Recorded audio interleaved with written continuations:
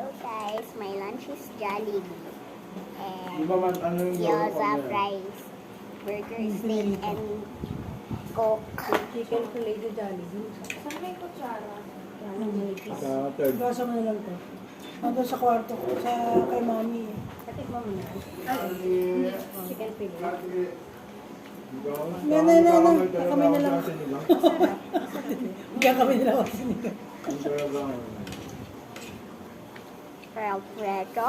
Gusto talaga kasi ang gyoza, kahit sa restaurant ko order, hindi yan mag-ano na walang walang fry. Nagawa dyan.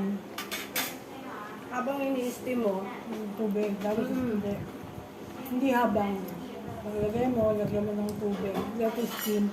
Tapos lagyan mo mantika. Para maprito. Nakikita ko yan. Hindi ko gustuhan niyo. Ang ganyan lahat eh.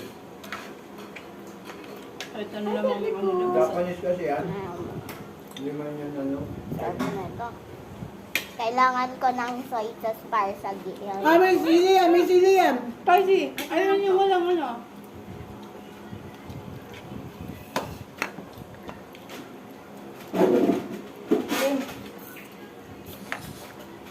Ini. Lagay natin dito yung soy sauce mo para Lugi kaya ate sugar, yun sa taba eh. mamaya na tapon na.